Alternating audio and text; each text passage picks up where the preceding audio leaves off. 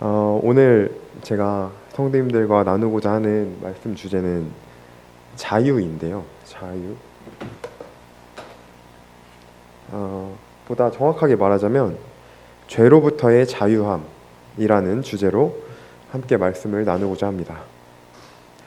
지난 주일에 이제 다들 애찬이 끝나고 귀가할 때쯤이었나요? 그 예배당에서 이제 뭐 민성이 시은이 얘기를 하다가 학생 캠프 얘기를 하다가 잠깐 디모데학교 얘기가 나왔습니다.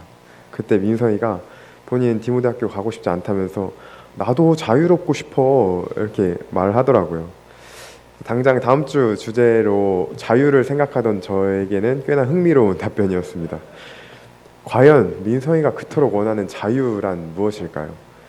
하나님 안에서 자유함이 있으며 그리스도의 희생을 통해 우리에게 자유를 주셨다는데 도대체 무엇이 자유롭다는 것이며 어떤 자유를 주셨다는 말인지에 관하여 요한복음과 로마서 6장 말씀을 통해 함께 살펴보도록 하겠습니다. 진리가 너희를 자유케 할 것이다. 그리스도인에게는 자유가 있고 우리는 그 자유를 누려야 한다. 이런 이야기들을 교회 안에서 꽤 자주 들었으나 저는 불과 한 재작년쯤까지만 해도 이게 정확히 어떤 의미인지 와닿지 않았습니다. 오히려 좀 반발심 섞인 의문이 들었죠. 물론 내가 하나님을 믿기 때문에 순종하기는 하지만 솔직히 하나님 믿고 교회를 다닌다는 게 자유로워지는 게 아니라 오히려 여러 방면에서 제한되는 게 아닌가? 뭐 술 담배는 물론이고 주말에 여행도 못 가, 뭐 맘대로 욕도 못해, 뭐 연애도 아무나랑 못해, 남들 다 하는 일탈도 눈치 보여, 스마트폰만 많이 해도 뭐 성도님들이 뭐라고 하실 것 같아. 아무리 봐도 마음대로 해도 되는 것보다는 하면 안 되는 것, 눈치 보이는 것이 훨씬 많다고 생각이 들었습니다. 민성 형제 솔직히 그렇지 않나요? 아마도 마음속으로는 끄덕이고 있을 것 같습니다. 네, 하물며 하나님을 믿는 저도 그런 생각이 들었거늘 하나님을 모르는 세상 사람들이 볼 때는 그리스도인들이 하나님 안에서 자유함이 있어, 뭐 그런 하나님 안에서 자유함이 있어, 나는 진정한 자유를 얻었어, 뭐 이런 말을 할 때 얼마나 공감이 안 될까라는 생각도 들곤 합니다. 그렇다면 진리가 우리를 자유케 한다는 말씀이 거짓인 걸까요? 그렇진 않습니다. 놀랍게도 그것은 사실입니다. 진리는 분명히 우리를 자유롭게 하며 하나님 안에서 우리는 자유함을 얻습니다. 국립국어원의 정의에 따르면 자유는 이런 뜻이라고 합니다. 외부적인 구속이나 무엇에 얽매이지 아니하고 자기 마음대로 할 수 있는 상태. 사람들은 대부분 그 서술 후반부에 자기 마음대로 할 수 있는 상태에만 집중해서 자유는 곧 내가 원하는 내 마음대로 뭐든지 할 수 있는 것이라 생각합니다. 완전히 틀린 말은 아닙니다. 결론적으로는 내 마음이 원하는 것을 할 수 있는 상태가 되는 것이죠. 하지만 그 전에 먼저 짚어야 할 핵심은 무엇에 얽매이지 아니하며 무엇으로부터 벗어나 자유로워졌느냐 하는 것입니다. 참고로 이 자유로워진다는 말은 해방된다라는 말로 바꿔 생각하셔도 무방합니다. 무엇으로부터 자유로워지고 해방되는 것인지 요한복음 8장을 통해 함께 보시겠습니다. 요한복음 8장 31절부터 36절까지 자유롭기를 원하는 민성 형제가 읽어주세요. 8장 31절부터 36절까지입니다.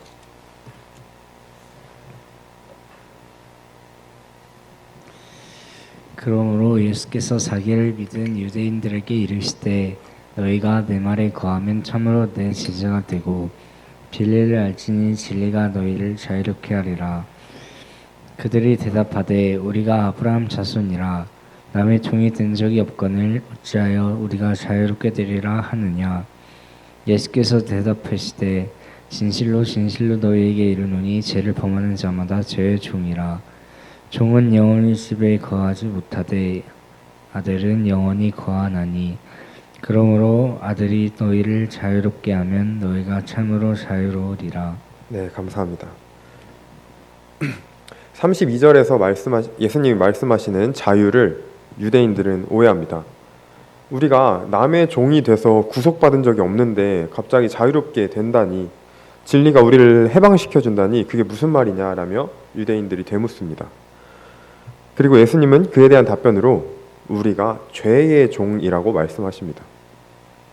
죄를 범하는 자마다 죄의 종이며 그 종의 신분으로는 영원히 하나님 집에 거할 수 없다. 허나 아들이 그 종을 해방시켜주면 종 노릇하던 너희가 종의 신분에서 벗어나 자유로워질 수 있다 라고 지금 말씀하십니다.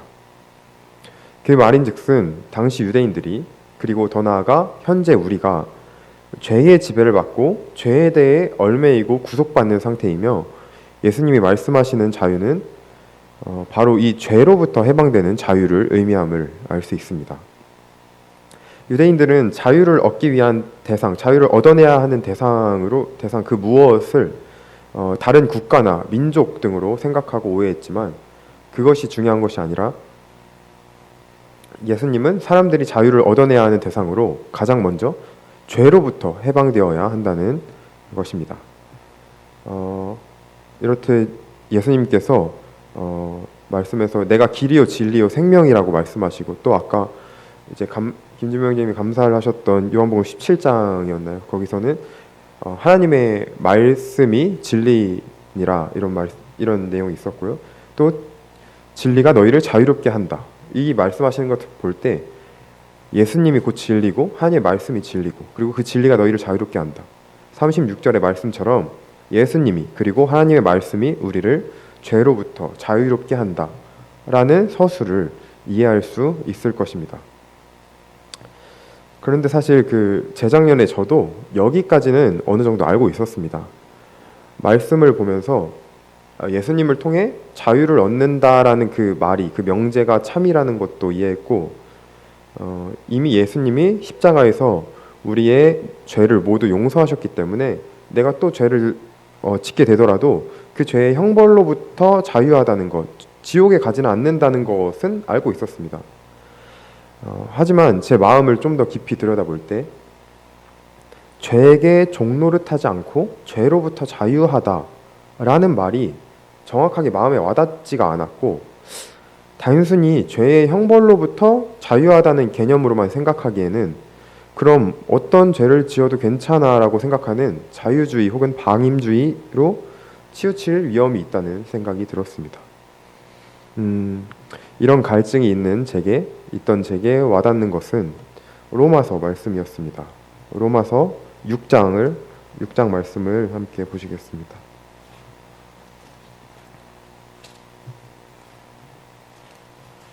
네, 로마서 6장 1, 2절에서 바로 말씀하십니다. 그런즉 우리가 무슨 말을 하리요?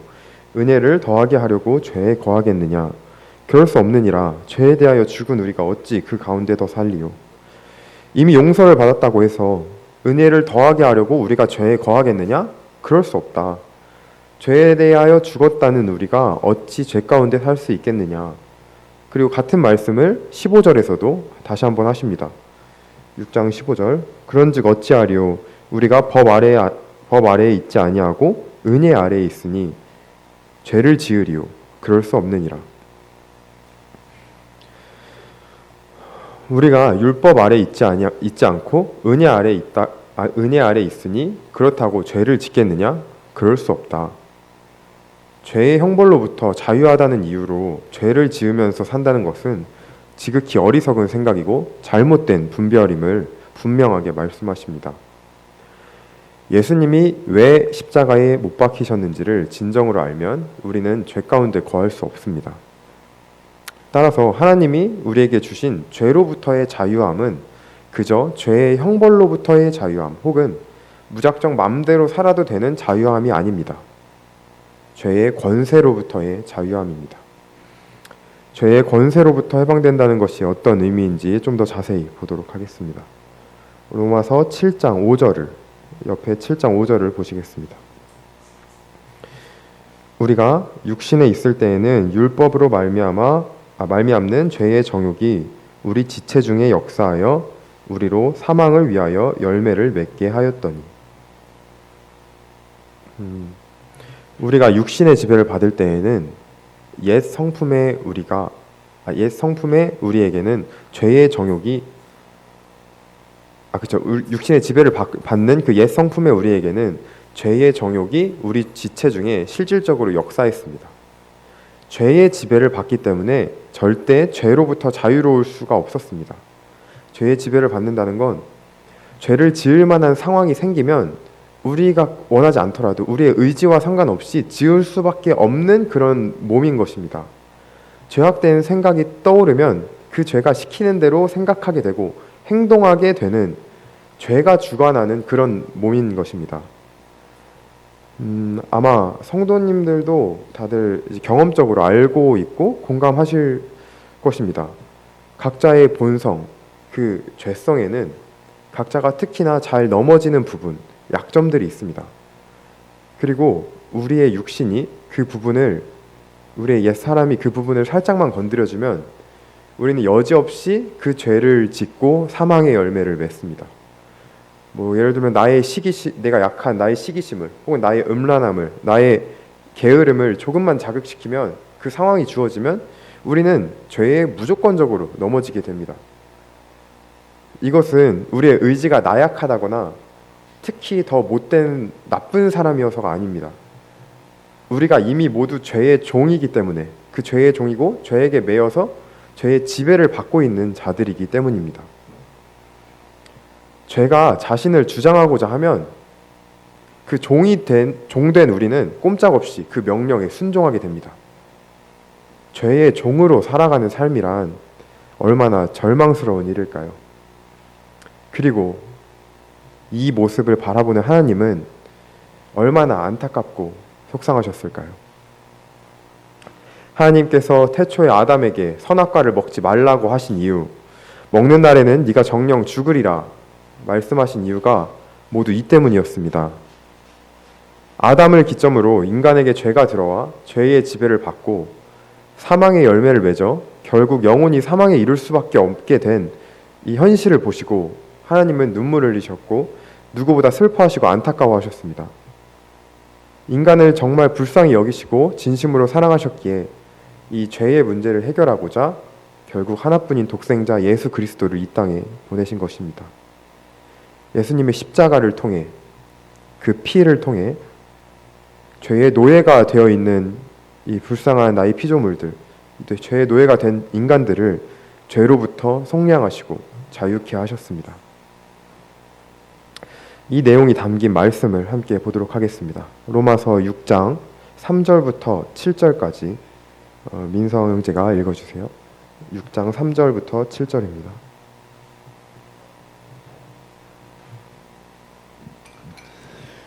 그의 아들에 관하여 말하던 육신으로는 다윗의 혈통에서 나셨고 성결의 영으로는 죽은 자들 가운데서 부활. 로마서 6장 6장. 로마서 6장 3절부터 7절까지입니다.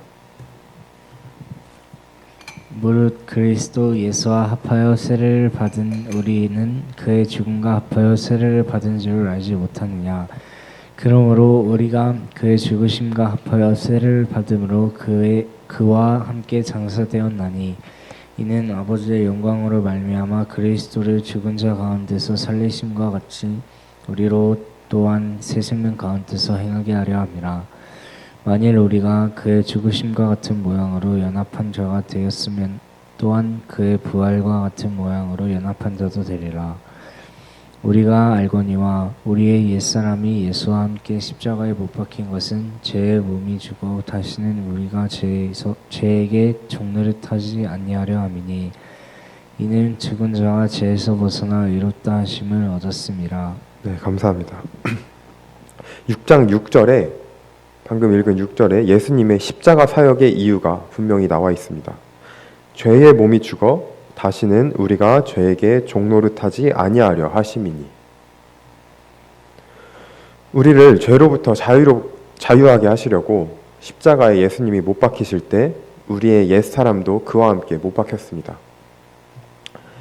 우리 죄의 몸을 십자가에 못 박아서 더 이상 죄에게 종노릇하며 죄에게 순종하는 삶을 살지 않아도 된다고, 널 죄로부터 완전히 해방시키겠다며 예수님은 십자가에 못 박히셨습니다.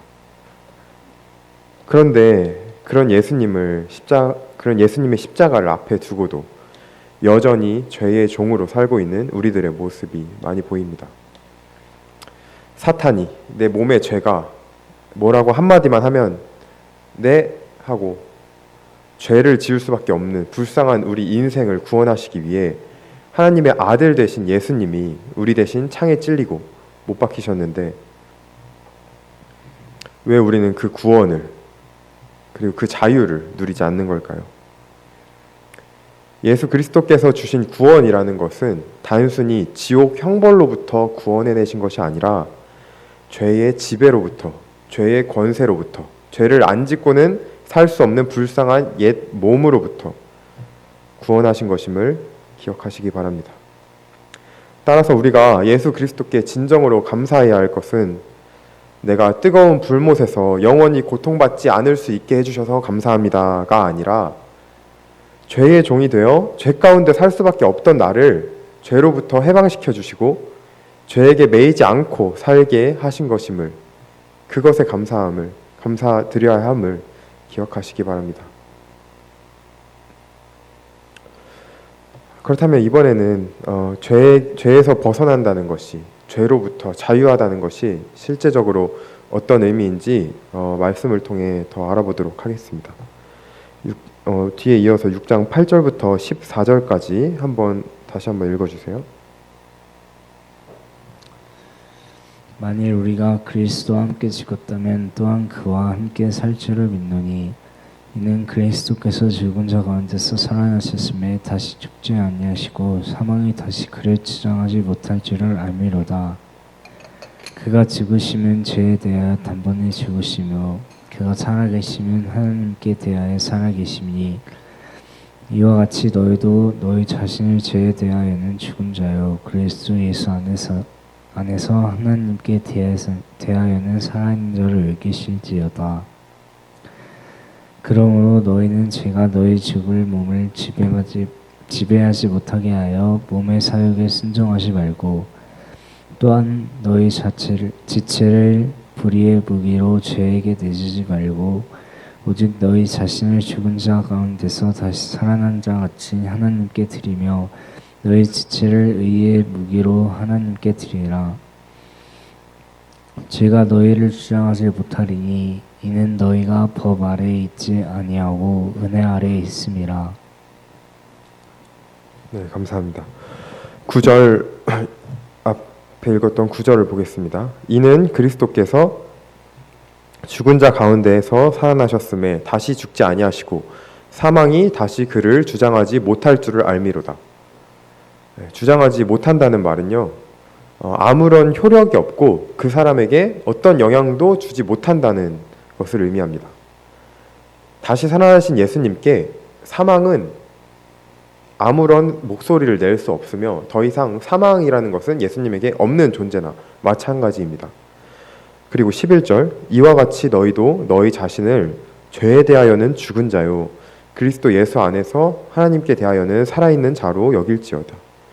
그리고 이어서 14절 죄가 너희를 주장하지 못하리니 이는 너희가 법 아래에 있지 아니하고 은혜 아래에 있음이라. 그리스도께서 죽으신 것과 같이 함께 죽고 살아나신 것 같이 또한 함께 살 줄로 믿는 저희들에게는 더 이상 죄가 우리를 주장하고 자기 목소리를 낼 수 없습니다.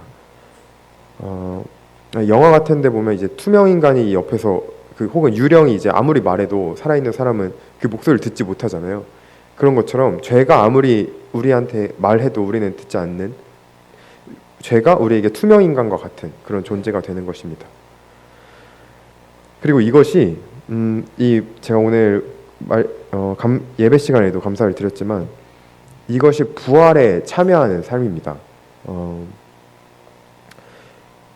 예수님의 십자가 사역은 십자가에 못 박혀 돌아가신 그 죽으심이 있지만 그 죽으심을 통해 우리의 지금까지의 모든 죄 그리고 앞으로의 죄를 짊어지시고 대속하셨습니다. 그래서 우리의 죄를 용서하셨고 그 죄의 형벌로부터 우리가 해방되었어요.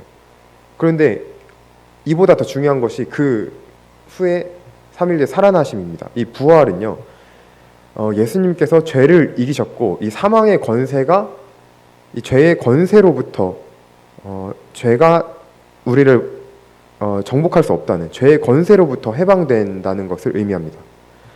그래서 6장 8, 9절에도 다시 한번 읽어드리면 만일 우리가 그리스도와 함께 죽었으면 또한 그와 함께 살 줄을 믿노니 이는 그리스도께서 죽은 자 가운데서 살아나셨음에 다시 죽지 아니하시고 사망이 다시 그를 주장하지 못할 줄을 알미로다.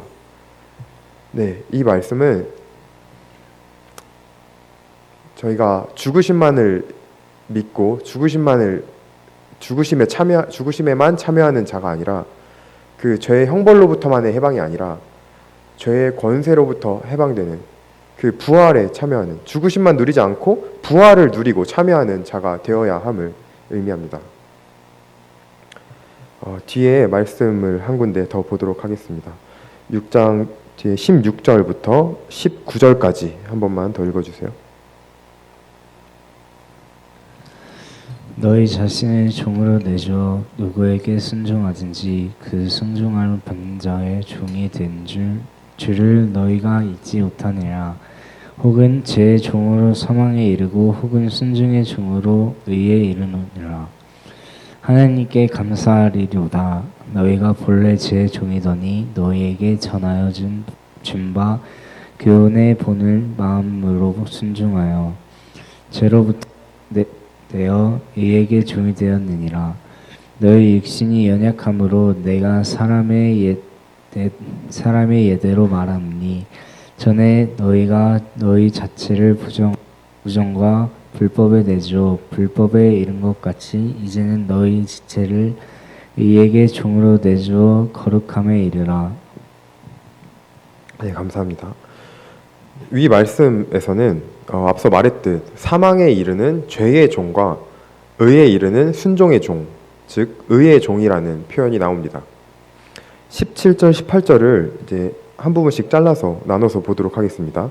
17절 초반부에 너희가 본래 죄의 종이더니, 죄의 지배를 받는 우리 육신의 원래 상태, 옛 사람을 말합니다.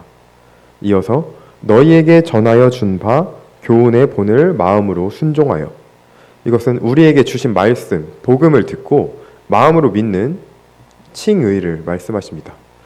그렇게 해서 결국 이제 18절에 죄로부터 해방되어 의에게 종이 되었느니라.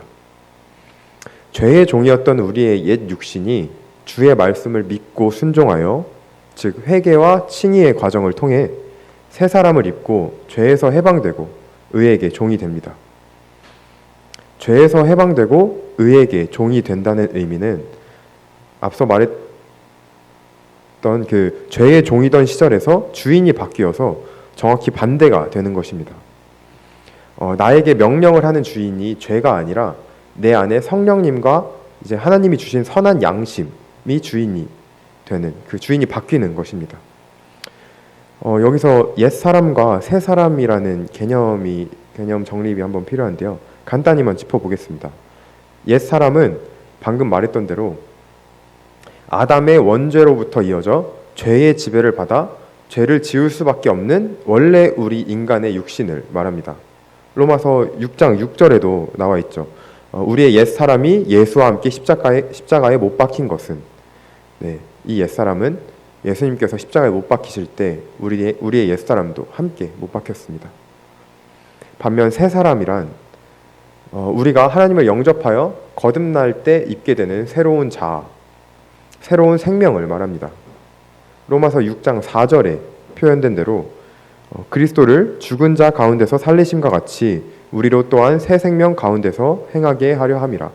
이 새 생명, 예수님께서 우리의 옛사람과 함께 죽으시고 다시 살아나신 것은 우리가 이제는 새로운 생명, 새 사람으로 살고 행하게 하려 하심입니다.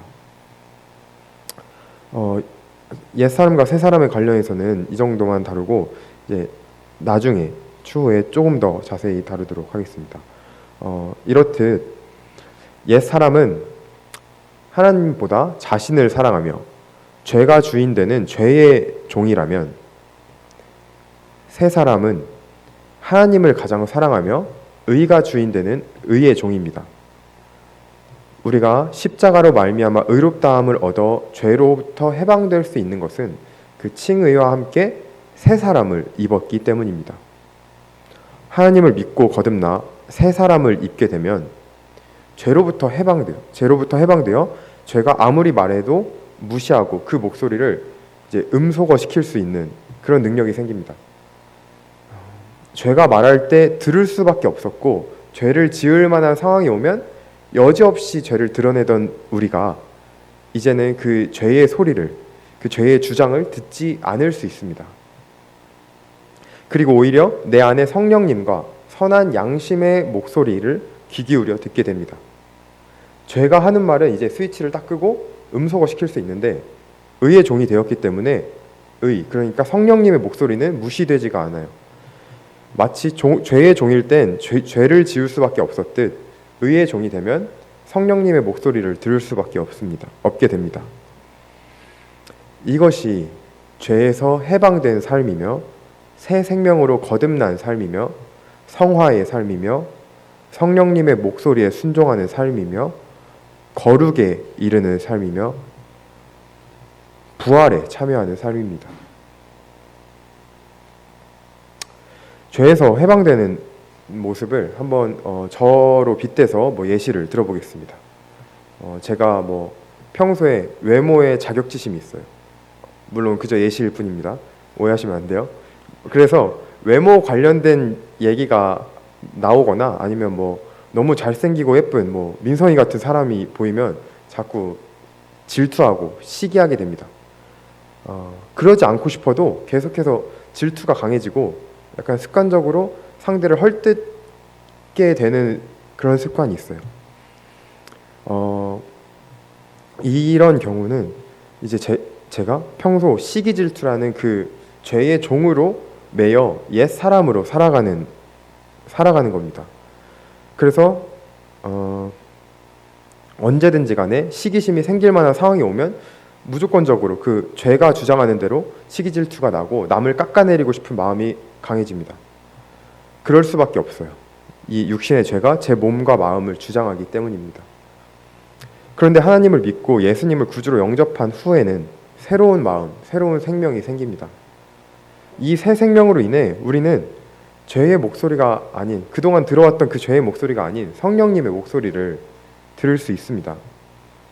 지금까지 항상 시기심이 생기고 질투 나던 그 상황에, 똑같은 상황에 놓여도 질투하고 비방하라 하는 죄의 목소리를 무시할 수 있고, 시기하지 말고 헐뜯지 말고 사랑하라는 성령님의 목소리에 순종하게 되는 모습을 보게 됩니다. 이것이 죄로부터의 해방, 죄로부터 자유함을 입은 자의 변화입니다. 저는 이 원리를 참 부끄럽게도 이제 재작년쯤에서야 알았습니다. 하나님의 자녀된 우리가 죄의 권세로부터 벗어날 수 있는지를 몰랐어요. 그냥 구원받은 후에도 행동은 잘 변하지 않고 여전히 죄의 주관 하에 살면서 그것이 어쩔 수 없는 것인 줄로만 알았습니다. 하나님이 주셨다는 자유를 그저 이제 지옥에 안 간다는 그 죄의 형벌로부터의 자유함으로만 오해하고 있었습니다. 하지만 그렇지 않더라고요.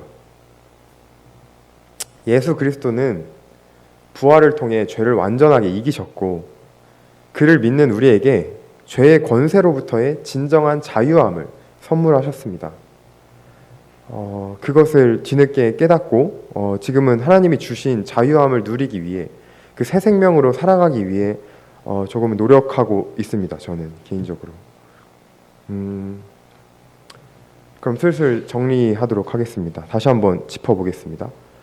죄에서 해방된 자, 의의 종이 된 자는 그동안 계속 듣고 살아오던 죄의 목소리를 음소거 시킬 수 있는 사람입니다.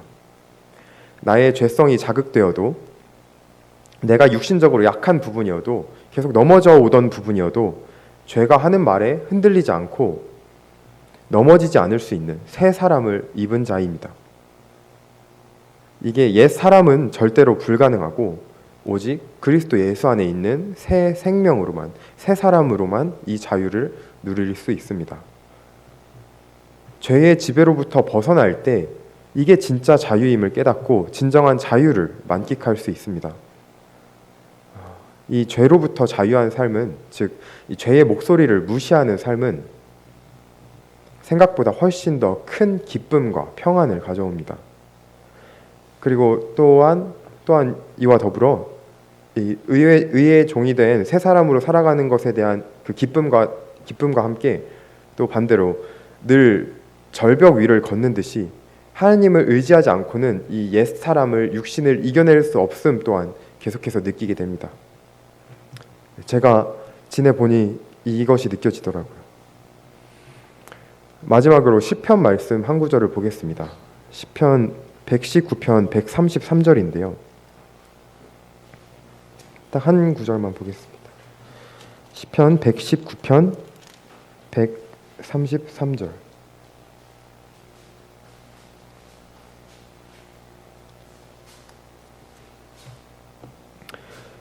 네, 나의 발걸음을 주의 말씀에 굳게 세우시고 어떤 죄악도 나를 주관하지 못하게 하소서.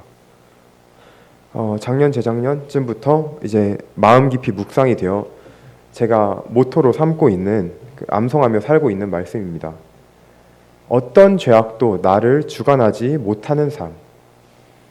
이 죄라는 까마귀가 내 머리 위로 날아다니는 건 막지 못하겠지만, 그 스쳐 지나가는 건 어쩔 수 없지만 최소한 내 머리 위에 죄가 둥지를 틀지는 못하게 막는 삶. 죄로부터 자유한 삶. 이런 삶을 우리 성도님들도 한번 살아보시기 바랍니다. 물론 이미 열심히 치열하게 살아내고 계실 수도 있죠. 우리가 그동안 무의식 중에 복종했던 죄가 있다면 한번 패기 있게 무시해 보시기 바랍니다. 우리는 그럴 만한 새 사람을 입었고요. 그것이 아직 익숙하지 않더라도 그것이 가능한 자들입니다. 죄로부터 해방되는 진정한 자유를 만끽하시기 바랍니다. 옛 사람과 새 사람이 이제 정확히 어떤 부분에서 갈등이 생기고 죄와 구체적으로 어떻게 싸워야 할지 아직 나누지 못한 것들이 조금 있는데요.